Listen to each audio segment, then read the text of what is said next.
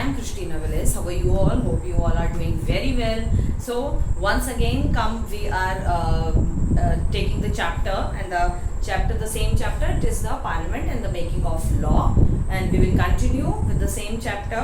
And we have completed the Lok Sabha, about the Lok Sabha. What are the things about the Lok Sabha?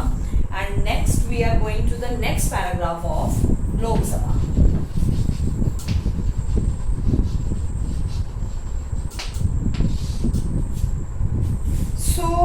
Next है हमारा लोकसभा के बारे में हम कुछ और चीजें अब जानेंगे. That is the term of the Lok Sabha is 5 years. 5 years का टर्म होता है लोकसभा का. ठीक है, ये आपको मैंने पहले बता दिया था. And however can be dissolve bye the president on the advice of the prime minister. तो ये 5 year का जो टर्म होता है लोकसभा, इसको कभी भी जो है डिसॉल्व किया जा सकता है. डिसॉल्व यानी कि 5 years का जो टर्म है लोकसभा का वर्क करने का, जो ये कार्यकाल है, इसको कभी भी जैसे हिंदी में बोला जाता है स्थगित किया जा सकता है लोकसभा का कार्यकाल. और वो कौन स्थगित कर सकता है? सिर्फ president. Only president can dissolve the Lok Sabha with the advice of the prime minister. यानी प्राइम मिनिस्टर की एडवाइस पर प्रेसिडेंट जो है लोकसभा का कार्यकाल जो है 5 साल का, उसको स्थगित कर सकते हैं. That is the meaning. Okay, यानी कि 5 years, I will explain it again, कि 5 साल का ये जो लोकसभा का कार्यकाल होता है, इसे प्रेसिडेंट कभी भी डिसॉल्व कर सकता है with the advice of the prime minister. अब डिसॉल्व क्यों करेगा, स्थगित क्यों करेगा, खत्म क्यों करेगा वो 5 साल का कार्यकाल? इसलिए अगर प्रेसिडेंट या प्राइम मिनिस्टर अगर ये देख रहे हैं कि भाई लोकसभा नहीं ठीक से वर्क कर रही है, मिनिस्टर्स जो है ठीक से वर्क नहीं कर पा रहे हैं, या क्लैशेस हो रहे हैं किसी चीज को, किसी टॉपिक को लेकर, किसी मुद्दे को लेके, तो लोकसभा के कार्यकाल को स्थगित किया जा सकता है before the completion of its 5 year term. 5 साल उसके पूरे होने से पहले. And fresh election can be held to appoint a new house. और उसके बाद फिर यहाँ पर फ्रेश इलेक्शन किए जाते हैं लोकसभा में, और जो पहले जितने भी प्राइम मिनिस्टर्स लोकसभा में मिनिस्टर्स जो थे, जो बैठे हुए थे, जो काम कर रहे थे, उनको हट गए एक तरीके से. अब जब इलेक्शन हुए हैं तो फिर वो हट ही गए, और जो न्यू मिनिस्टर्स होंगे वो वहां पर अपॉइंट किए जाएंगे. ठीक है, that is new to appoint a new house. The term of the lower house can also be extended by up to a year in case an emergency is declared. अच्छा, साथ ही साथ लोअर हाउस का यानी कि लोकसभा का term जो है 5 साल का, समटाइम ऐसा भी हो सकता है कि 1 साल के लिए बढ़ा भी दिया जा सकता है, इन केस अगर कोई इमरजेंसी कंट्री में हो गई है, किसी भी चीज को लेके वॉर हो गई है, या कुछ फाइनेंशियल क्राइसिस हो गई है, और इधर कुछ और प्रॉब्लम्स हो गई हैं, तो उसके वजह से इमरजेंसी में कई चीजें आ जाती हैं जो अभी मैंने बताई, और इसके अलावा और भी. तो इन case of the emergency Lok Sabha का कार्यकाल 1 साल और बढ़ सकता है. प्राइम मिनिस्टर और प्रेसिडेंट वो बातचीत करके उसे बढ़ाया भी जा सकता है. The Lok Sabha usually meet thrice in a year. Lok Sabha में जो मिनिस्टर्स बैठते हैं वो मतलब 1 साल में 3 बार लोकसभा की बैठक होती है. ठीक है, 3 times कहते हैं ना लोकसभा की बैठक है आज, तो 3 बार लोकसभा की बैठक होती है. Meet during the budget session. पहला होता है आपका बजट सेशन. ठीक है, बजट सेशन होता है आपका कब से कब तक? दैट इज फरवरी टू मई तक. ये हो गया आपका फरवरी टू मई तक बजट सेशन होता है. यानी कि यू हैव हर्ड अबाउट कि गवर्नमेंट ने बजट निकाला है, रेलवे बजट निकला है, आज बाकी कंट्री का बजट निकला. बजट मीन्स कहाँ पर कितना पैसा खर्च करना है, एजुकेशन में कितना खर्च करना है, सैनिटेशन में कितना खर्च करना है, डेवलपमेंट में कितना खर्च करना है, इंडस्ट्रीज में कितना खर्च करना है, डिफेंस में कितना खर्च करना है, कंट्री की प्रोटेक्शन में कितना पैसा इन्वेस्ट होगा, रेलवे में कितना पैसा इन्वेस्ट होगा. बाकी कंट्री के बजट से वैसे रेलवे का बजट अलग निकाला जाता है. ठीक है, तो ये हो गया, पहला हो गया आपका बजट सेशन, जो कि फेब से मई के बीच में होता है. सेकेंड होता है इसके बाद आपका मॉनसून सेशन. मॉनसून सेशन यही होता है, उसमें यही देखा जाता है कि कहाँ पर कितने मॉनसून के टाइम पे कितनी हैवी रेनफॉल हो रही है, फ्लड आ रहा है, तो वहां पर सहायता की जरूरत है, वहां पर इमरजेंसी की जरूरत है, वहां पर खाना पहुंचाना है, मेडिसिन पहुंचाना है, लोगों को उस जगह से निकाल के सेफ जगह पर रखना है, तो उसके लिए पैसा खर्च होता है। ठीक है, तो वो पैसा उसके लिए मतलब मॉनसून सेशन के लिए कितना पैसा रखना है, इन सब का डिसाइड होता है। ठीक है, तो मॉनसून सेशन रहता है आपका जुलाई से अगस्त के तक। यहाँ जुलाई से अगस्त तक जो है मिनिस्टर्स की बैठक होती है लोकसभा में। And the last one is the winter session, और इसके बाद होता है विंटर सेशन।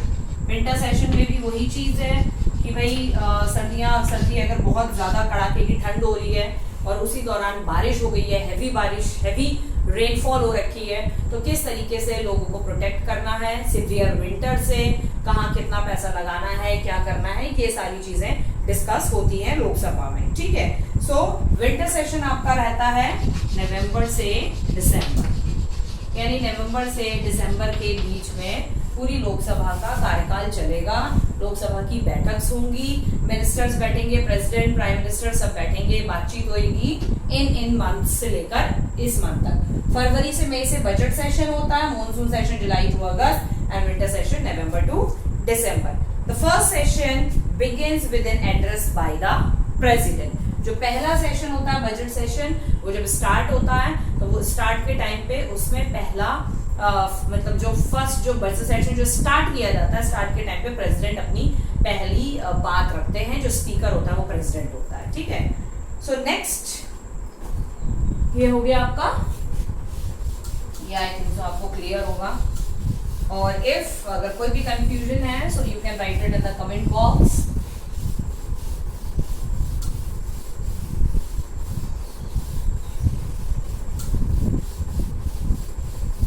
ओके, नेक्स्ट हम पढ़ेंगे, टॉपिक है हमारा speaker and the deputy speaker.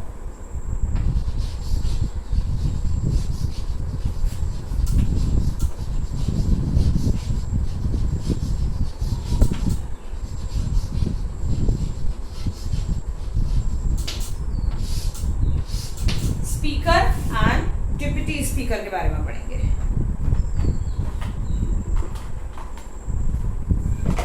Okay, so Lok Sabha has a speaker. Lok Sabha में एक स्पीकर होते हैं आपके, who presided over debates in the house। Lok Sabha में आपका एक स्पीकर होता है जो कि डिबेट्स जो होते हैं लोकसभा में, डिबेट्स यानी तो जो भी डिस्कशंस वगैरह होते हैं वो डिस्कशंस को होल्ड करता है। ठीक है, ये लोकसभा हो गई आपकी। लोकसभा में सबसे पहले एक होता है आपका स्पीकर, जो भी लोकसभा में डिस्कशंस होते हैं उनको डील करता है, उनको प्रिसाइड करता है। He is a member of the ruling party. अब ये जो स्पीकर होता है वो रूलिंग पार्टी का मेंबर होता है। ठीक है, जो पार्टी उस समय मेजॉरिटी में है, यानी कि जिस पार्टी की सरकार होती है, स्पीकर उसी पार्टी का होता है। ठीक है, जिस पार्टी की गवर्नमेंट है कंट्री में,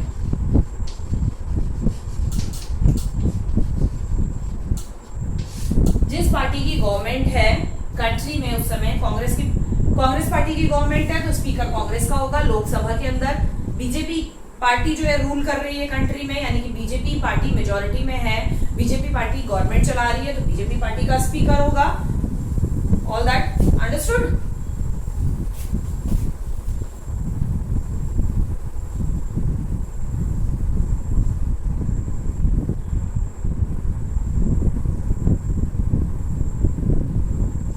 होल्ड ऑन।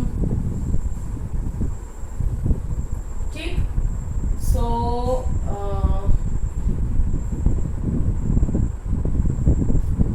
बीजेपी पार्टी का होगा, so it means ruling party का स्पीकर होता है आपका। And next is he ensure the meeting of the house are carried out smoothly. Speaker की ये रिस्पॉन्सिबिलिटी बनती है कि उसको ये देखना है कि लोकसभा में जो मीटिंग्स हो रही हैं, यानी कि जो डिस्कशंस हो रहे हैं अलग अलग मुद्दों को लेके, तो लोकसभा स्मूथली रन करे, अच्छे से चल पाए, लोग आपस में जैसे लोकसभा में लड़ते झगड़ते हैं, एक दूसरे को गालियां सुनाते हैं, वो सारा कुछ ना हो, लेकिन फिर भी होता है he has the power to adjourn the house if the member disrupted the proceeding of the house. यही मैं बताने जा रही थी, अगर लोग जो हैं यानी कि जो मिनिस्टर्स हैं लोकसभा में ज्यादा लड़ाई झगड़ा हो रहा है, डिस्कशन बहुत ज्यादा चल रहे हैं, डिस्कशन मतलब लड़ाई होते होते डिस्कशन होते होते लड़ाई झगड़ा होने लगा, गाली गलौज एक दूसरे को गलत सलत बोलने लग गए हैं, तब स्पीकर के पास ये पार होती है कि लोकसभा को उस समय एडजर्न कर दे। एडजर्न का मतलब होता है लोकसभा को खत्म करना, यानी लोकसभा को उस टाइम के लिए स्थगित कर देना, ठीक है ना, ये होता है उस टाइम के लिए, उसको कुछ टाइम के लिए लोकसभा को स्थगित कर देना,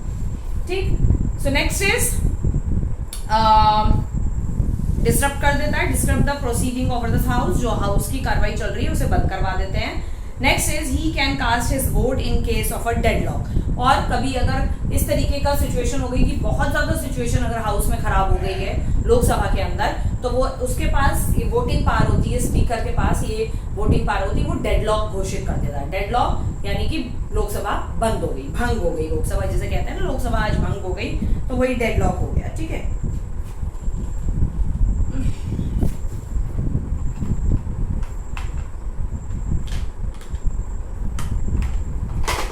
ओके, सो इसी तरीके से डेडलॉक हो जाता है। The speaker is expected to discharge his duties impartially, और स्पीकर की ये भी रिस्पॉन्सिबिलिटी है कि वो जो अपनी ड्यूटीज कर रहा है उसमें किसी भी तरीके की पार्शियलिटी किसी भी पार्टी के साथ ना करे, भले ही वो मेजॉरिटी पार्टी का स्पीकर होगा, लेकिन उसको अपना काम जो है वो इम्पार्शियली करना है, इम्पार्शियली करना है, ठीक है, यानी कि पार्शियलिटी नहीं करनी है किसी भी तरीके के साथ, किसी भी पार्टी या दूसरी पार्टी या उनके मेंबर्स के साथ। In case the speaker is not available, अगर स्पीकर अवेलेबल नहीं होता है तब स्पीकर की जगह आता है आपका डिप्टी स्पीकर।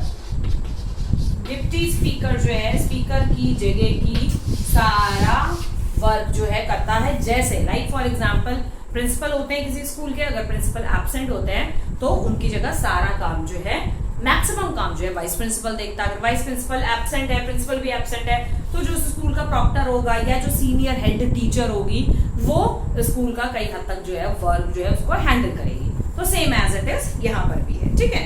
तो deputy speaker take over his function, deputy speaker सारा फंक्शन देखेगा स्पीकर का। He is usually a member of the opposition party, deputy speaker opposition party का मेंबर होता है जो दूसरी पार्टी है, and is elected by the member of the house. और डिप्टी स्पीकर को कौन इलेक्ट करता है? इन्हीं लोकसभा के जो बाकी मेंबर्स होते हैं वो इलेक्ट करते हैं डिप्टी स्पीकर को। Okay, next come to the Rajya Sabha. Next आते हैं हम लोग राज्यसभा पे।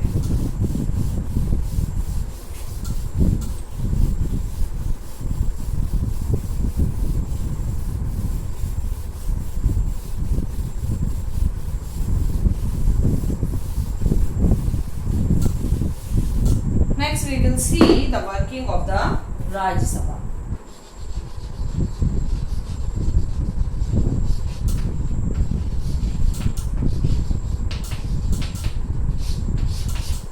ठीक, now working of the Rajya Sabha में क्या है? That is the Rajya Sabha is elected by the member of the Legislative Assembly of States. तो राज्य सभा जो है, राज्य सभा के मेंबर्स को कौन इलेक्ट करता है?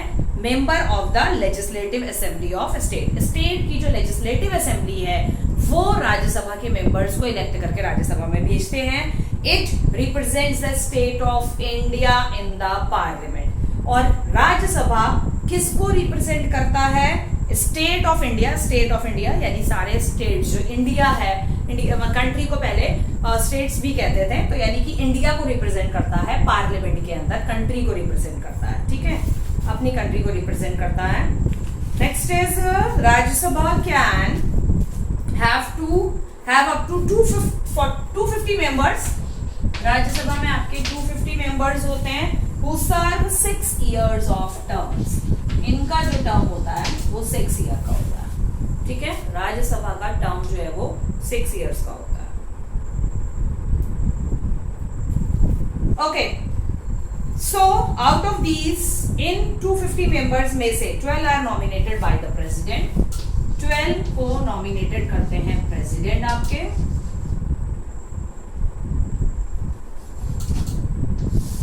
ठीक ठीक है, 12 are nominated by the president. The nominated member are usually people renowned in the field of the art, literature, etc. और ये जो 12 members होते हैं ये बेसिकली क्या होते हैं, ये अलग अलग फील्ड से होते हैं, लाइक आर्ट, लिटरेचर यानी कि English literature, Hindi literature, like आपको पता है ना, जैसे हमारे जो क्रिकेटर्स हैं कुछ, और फिल्म स्टार्स हैं, और कुछ ऐसे हिंदी और इंग्लिश के लिटरेचर के बहुत कल्चरल में जिन्होंने अच्छा काम किया है वो राज्यसभा के मेंबर हैं।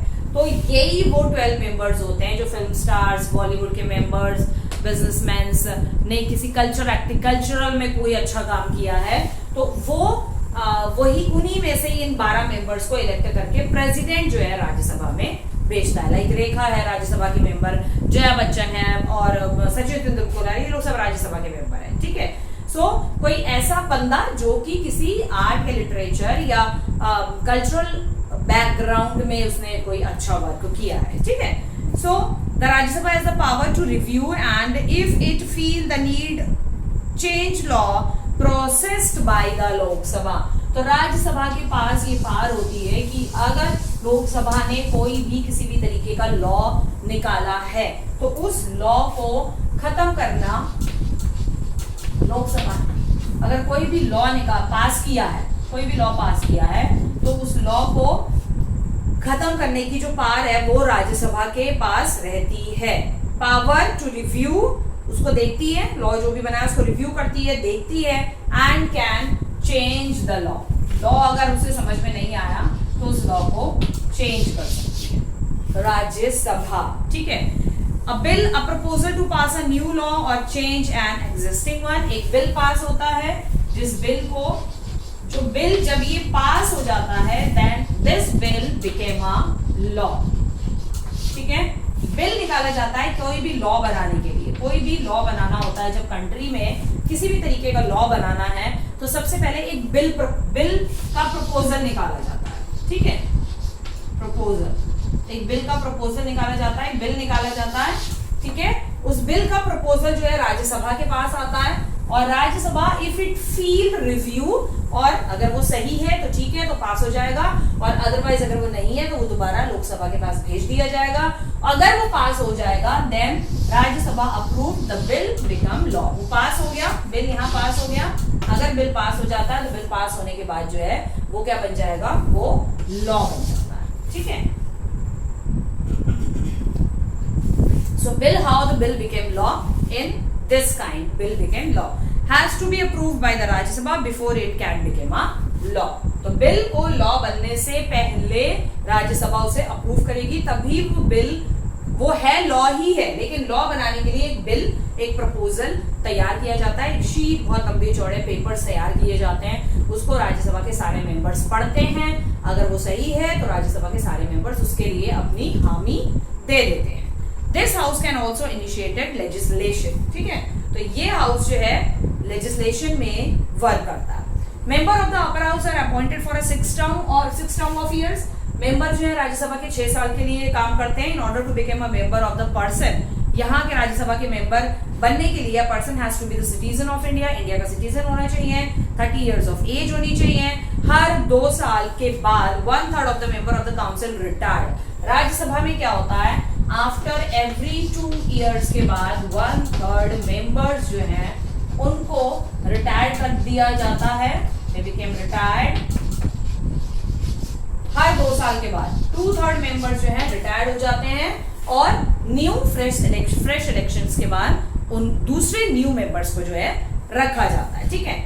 Every 2 years and the member of the council retire and the fresh member are elected, और न्यू मेंबर्स को इलेक्ट किया जाता है। Thus the Rajya Sabha is a permanent house. That is why Rajya Sabha को permanent house कहा जाता है। वैसे यहाँ पे 2 साल के बाद जो है 1/3 मेंबर को रिटायर कर दिया जाता है, हटा दिया जाता है, तो परमानेंट तो हुआ नहीं, लेकिन इसे परमानेंट हाउस कहा जाता है। Okay, next is chairman and deputy chairman. Rajya Sabha is headed by the vice president. Rajya Sabha में जो हेड होता है, headed by vice president. Rajya Sabha के जो हेड होते हैं वो होते हैं आपके वाइस प्रेसिडेंट। वाइस प्रेसिडेंट यहाँ के हेड होते हैं। Vice president is the ex officio chairman of the Rajya Sabha. Vice president vice president के साथ साथ एक्स ऑफिशियो चेयरमैन होते हैं राज्यसभा के, यानी कि राज्यसभा में उन्होंने पहले ऑफिस वगैरह में वर्क किया हुआ होता है, इसलिए वो ex officio chairman of the Rajya Sabha भी होते हैं। ठीक है, now bill, resolution, motion for questions etcetera can be taken up in the Rajya Sabha only with his permission. Rajya Sabha में बिल बना है, बिल को पास करना है, ठीक है, कोई रेजोल्यूशन बनना है, कोई रेजोल्यूशन कि भाई जब न्यू ईयर है तो रेजोल्यूशंस हम लोग अपने अपने बनाते हैं ना, इसी तरह पार्लियामेंट में भी रेजोल्यूशंस बनते हैं, राज्यसभा में भी रेजोल्यूशंस होते हैं, भाई इस साल हम ये नया काम शुरू करेंगे। मोशंस फॉर क्वेश्चंस यानी कि जनता किसी भी तरीके का अगर क्वेश्चन गवर्नमेंट से करना चाहती है, ठीक है, तो उसका रिप्लाई देने के लिए राज्यसभा के मेंबर्स रेडी रहते हैं। एक क्वेश्चन आवर सेशन बनाया जाता है, तो लोकसभा के जो मेंबर्स होते हैं, क्योंकि वो लोकसभा के मेंबर्स पीपल्स को रिप्रेजेंट कर रहे हैं वहां लोकसभा में, तो लोकसभा के मेंबर राज्यसभा के मेंबर से क्वेश्चंस पूछते हैं, उसी को कहा जाता है मोशन फॉर क्वेश्चंस आर। एक क्वेश्चन आर रखा जाता है वहां पे, एक्सेट्रा। ये सारी चीजें कौन देखता है? ये सारी चीजें जो है only with his permission, vice president की परमिशन से ये सारी चीजें होती हैं। ये सारी चीजें वाइस प्रेसिडेंट की परमिशन से होती हैं। Okay, so he is assisted by a deputy chairman. इसको वाइस प्रेसिडेंट को असिस्ट करता है, इनको हेल्प करता है कौन? डिप्टी। इनको काम में कौन हेल्प करता है? Deputy chairman. ठीक है, डिप्टी चेयरमैन जो है इनको काम में हेल्प करते हैं। Who is elected by the member of the Rajya Sabha among themselves? So deputy chairman जो है इनको भी राज्यसभा के मेंबर्स ही इलेक्ट करके यहाँ भेजते हैं, राज्यसभा के मेंबर्स इनको इलेक्ट करते हैं। ठीक है, डिप्टी चेयरमैन को भी Rajya Sabha elected by the members of the Rajya Sabha among themselves। ठीक है, नेक्स्ट। बहुत ज्यादा खिचड़ हो गया, इसमें खिचड़ी पक गई है, बट आई थिंक सो आपको क्लियर होगा। अगर आप चाहो तो इसको एज अ नोट्स के लिए जो है लिख सकते हो, आपको इससे चैप्टर की समरी इजीली आप जो है समझ सकते हो। थोड़ा सा सर्कल किया, सर्कल क्या है देखो, राज्यसभा 250 मेंबर्स होते हैं, 6 इयर्स का टर्म होता है। 250 मेंबर्स में से 12 मेंबर्स जो है वो नॉमिनेटेड होते हैं बाय प्रेसिडेंट के। ठीक है, और क्या है,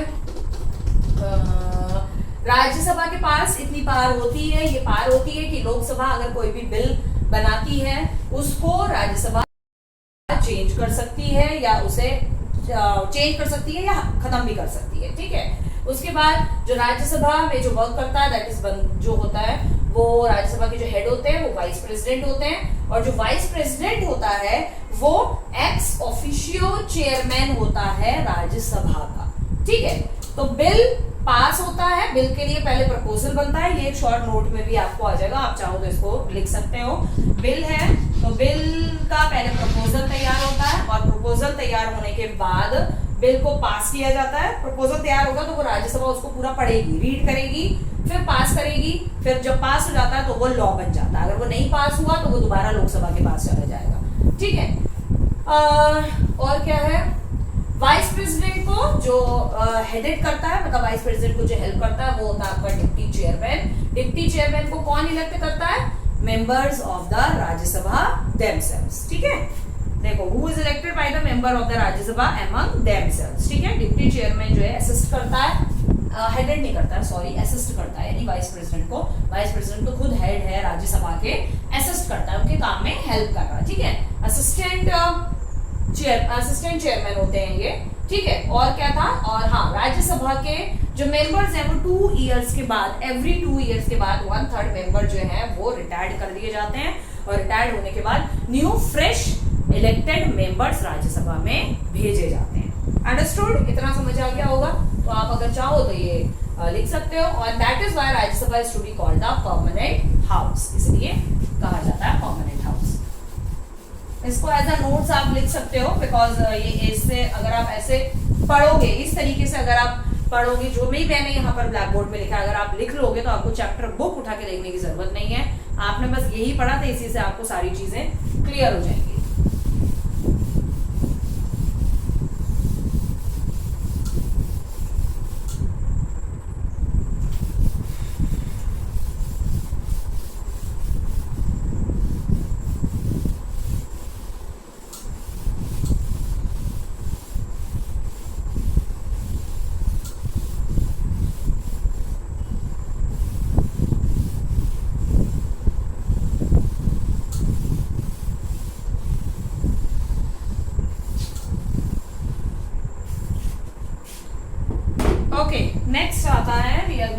study about the president.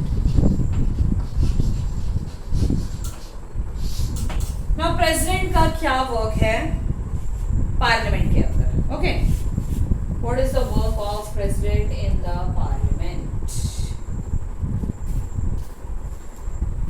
So the president is the head of the state. He is the president जो है आपके head of the state होते हैं. सबसे पहले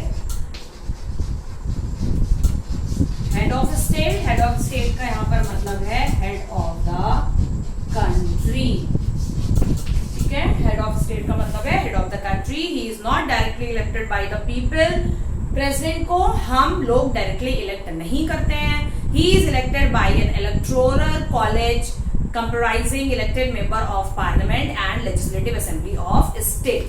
तो जो प्रेसिडेंट है उनको कौन इलेक्ट करता है? प्रेसिडेंट को इलेक्ट करते हैं आपके the members of the parliament.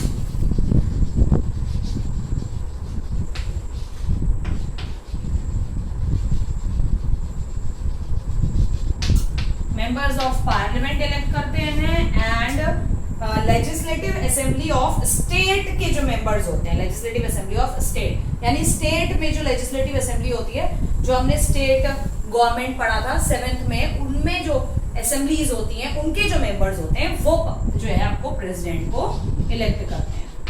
Legislative assembly of state. ठीक है, लेजिस्लेटिव असेंबली ऑफ स्टेट के मेंबर्स इलेक्ट करते हैं. He serves as a term of 5 year. President का जो टर्म होता है वो आपका अगेन 5 इयर्स का होता है.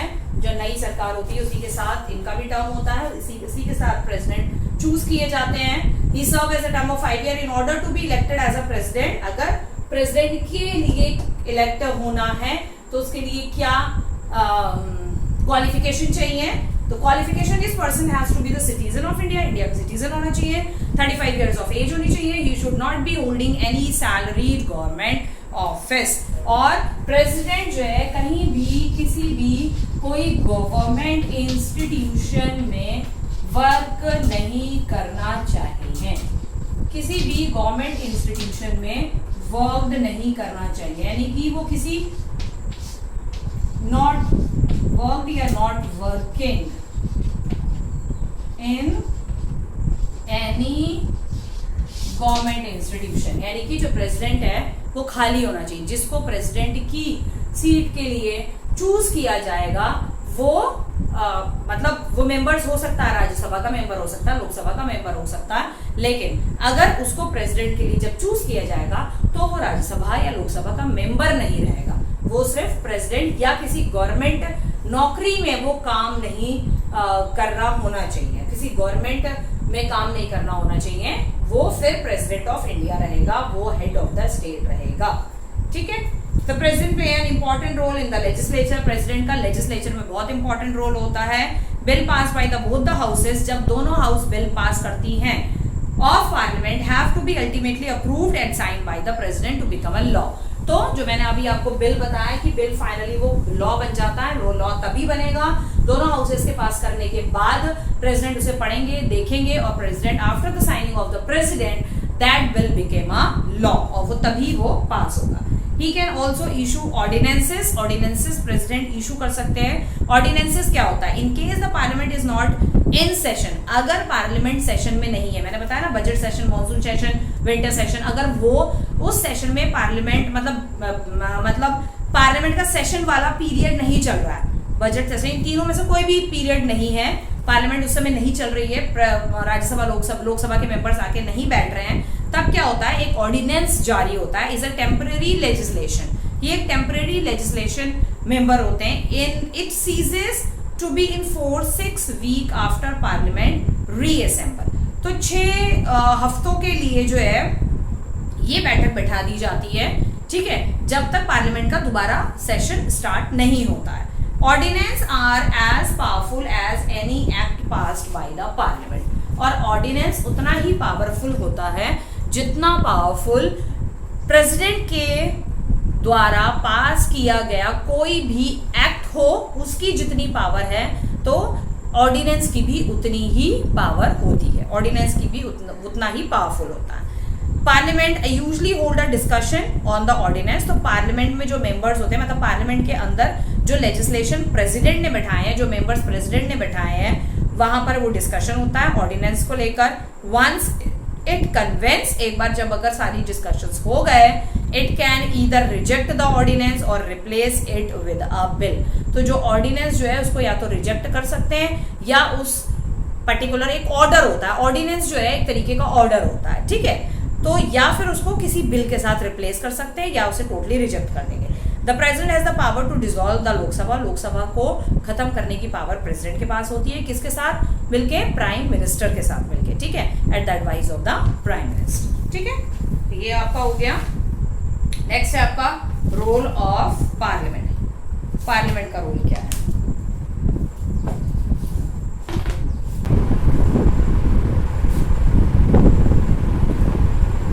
ओके, सो नेक्स्ट है हमारा, that is the role of parliament.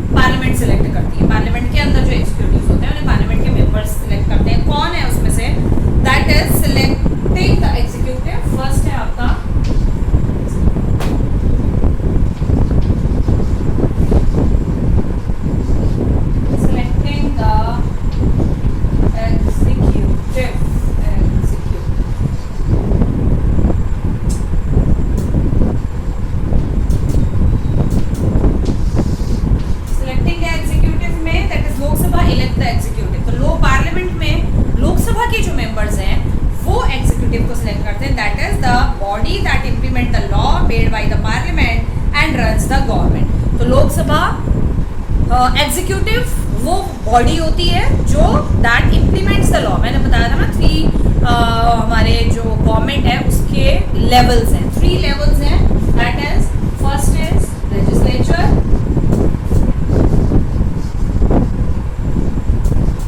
Second है आपका executive,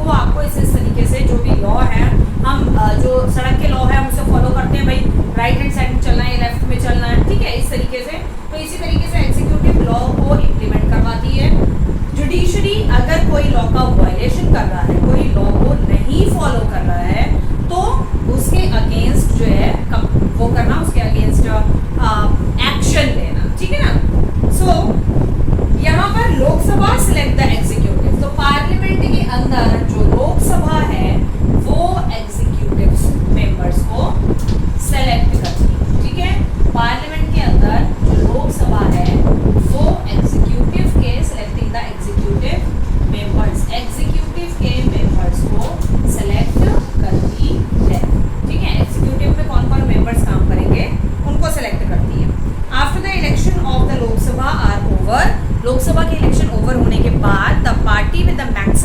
number of MPs, Lok Sabha के जब इलेक्शन हो जाते हैं तो जिस पार्टी के सबसे ज्यादा मेंबर्स जीत के आते हैं, ठीक है ना, जो विन करते हैं, that is the party with the majority. मैंने कहा ना, जो मेजोरिटी पार्टी के जो मेंबर्स होते हैं इज डिटरमाइन, उनको ज्यादा पार्लियामेंट्स में सीट्स दी जाती हैं, उनको ज्यादा डिपार्टमेंट्स दिए जाते हैं। For a party to have a majority, half or more MPs must belong to it. आधे या आधे से ज्यादा मेंबर्स जिस पार्टी के होंगे तो उनको पार्लियामेंट में ज्यादा स्पेस मिलती है, ज्यादा प्लेस मिलती है, ज्यादा डिपार्टमेंट्स मिलते हैं। The party with the majority is called ruling party. जो पार्टी जीतती है उसे रूलिंग पार्टी कहते हैं। And is invited to form the national government. और मेजोरिटी पार्टी को इन्वाइट किया जाता है कि आप जो है गवर्नमेंट को इलेक्ट करें, गवर्नमेंट को बनाएं, to national government, to form a national government और एग्जीक्यूटिव, यानी कि तो वो गवर्नमेंट को बना रहे हैं। कौन सी गवर्नमेंट को बना रहे हैं? वो एग्जीक्यूटिव के मेंबर सिलेक्ट करेंगे। एग्जीक्यूटिव वो होता है जो लॉ को इम्प्लीमेंट करवाती है। एग्जीक्यूटिव वही होती है जो गवर्नमेंट होती है। गवर्नमेंट सारे लॉ को इम्प्लीमेंट करवाती है हमसे, फॉलो करवाती है हमसे, ठीक है। The party which opposes the majority, और मेजोरिटी पार्टी की जो अपोजिशन पार्टी होती है, सॉरी मेजोरिटी पार्टी, मैंने पहले ही अपोजिशन बोल दिया। मेजोरिटी पार्टी को जो अपोज करती है वो अपोजिशन पार्टी, मतलब मेजोरिटी पार्टी की जो अगेंस्ट होती है वो अपोजिशन पार्टी। लाइक जैसे इस समय बीजेपी की अपोजिशन में कांग्रेस है, समता है, जनता पार्टी है, लाइक इन दैट वे, ठीक है। The largest among them is called the opposition party. Largest among them is called the opposition party. अच्छा, मेजोरिटी पार्टी के अलावा जो अपोजिशन पार्टी है वो लार्जेस्ट पार्टी कही जाती है। Leader of the ruling party, ruling party के जो लीडर्स हैं became the prime minister of India. उन्हीं में से प्राइम मिनिस्टर ऑफ इंडिया भी सिलेक्ट किया जाता है, ठीक है। जो रूलिंग पार्टी है आपकी,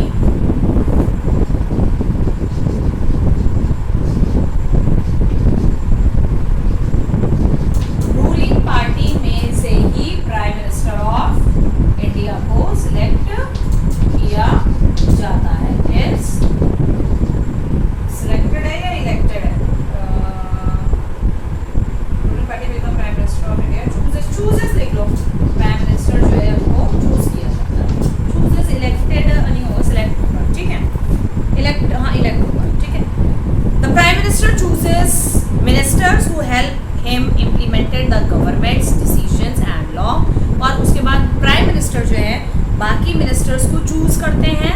वो बाकी मिनिस्टर जो पार्लियामेंट में, लोकसभा में या राज्यसभा में प्राइम मिनिस्टर के काम में हेल्प करते हैं, प्राइम मिनिस्टर के डिसीजन बनाने में, प्राइम मिनिस्टर के लॉ बनाने में उनको हेल्प करते हैं, ठीक है। Implement the government decisions and law, they are known as the council of minister. बता देती हूँ उसको, इस तरीके से बता देती हूँ। तो प्राइम मिनिस्टर के नीचे जो है वो आता है आपका काउंसिल ऑफ मिनिस्टर। तो council of minister prime minister के अंडर में काम करता है। प्राइम मिनिस्टर के अंडर में काउंसिल ऑफ मिनिस्टर काम करता है। इसमें बहुत सारे मिनिस्टर्स होते हैं और ये मिनिस्टर प्राइम मिनिस्टर ही चूज करते हैं, ठीक है। वो जो कि उनके काम में उनको हेल्प करते हैं। The prime minister give them charge of different department, यानी पोर्टफोलियो, उनके पोर्टफोलियो के अकॉर्डिंग जो मिनिस्टर जिस फील्ड से आया है, जिस बैकग्राउंड से आया है, उसके अकॉर्डिंग उन्हें अलग अलग डिपार्टमेंट जो है प्राइम मिनिस्टर ही उनको अलग अलग डिपार्टमेंट्स देते हैं। Area of government functioning such as industry, finance, power, defence, different things, ठीक है।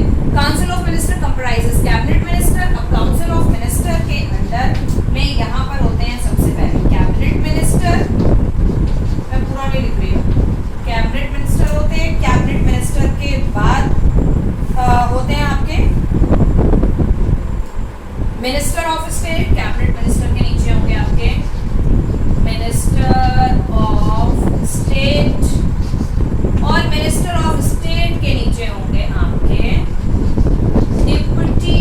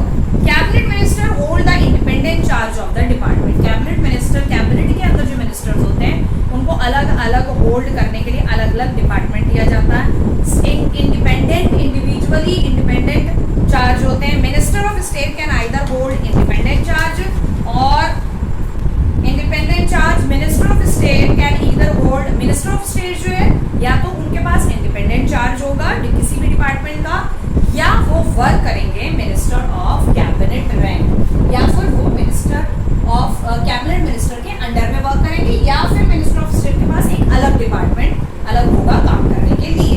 दोनों ही चीजें हो सकती है। अब deputy minister generally do not hold separate charge. Deputy minister के पास कोई भी अलग एक सेपरेट चार्ज नहीं होता है, सेपरेट डिपार्टमेंट नहीं होता है of a department and work under the cabinet और स्टेट मिनिस्टर। लेकिन डिप्टी मिनिस्टर जो है वो आपके minister of state and cabinet minister के अंडर में वर्क करते हैं। इनके पास कोई अलग से कोई डिपार्टमेंट नहीं होता है हैंडल करने के लिए, चार्ज करना यानी कि हैंडल करना। उनके पास एक अलग डिपार्टमेंट का चार्ज नहीं होता है, वो कैबिनेट मिनिस्टर या मिनिस्टर ऑफ स्टेट के अंडर में वर्क करते हैं। ठीक है, okay. Now the next second, first ही हो गया सिलेक्टिंग एग्जीक्यूटिव एंड नेक्स्ट हो गया controlling guiding and informing the government. Second point है इसका controlling guiding and informing the, ये आई थिंक सो आप लोग को समझ आ गया होगा। ये जितना भी मैंने ब्लैक बोर्ड पे लिखा है यू कैन राइट इट, क्योंकि आप इससे जो है शॉर्ट नोट एक तरीके से समझ लीजिए, ये आपके शॉर्ट नोट्स हैं। अगर आप ये लिख लेते हो कहीं कॉपी में तो आपको जो है बुक उठा के देखने की जरूरत नहीं पड़ेगी, आप इसी से ही पढ़ लोगे, आपको चैप्टर जो है क्लियर हो जाएगा।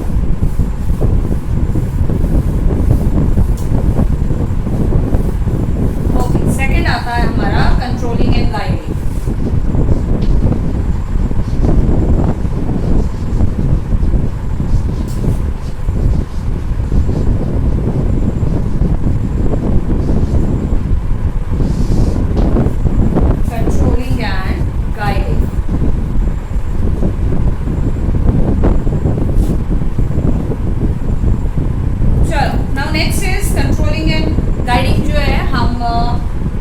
Controlling and guiding and informing the government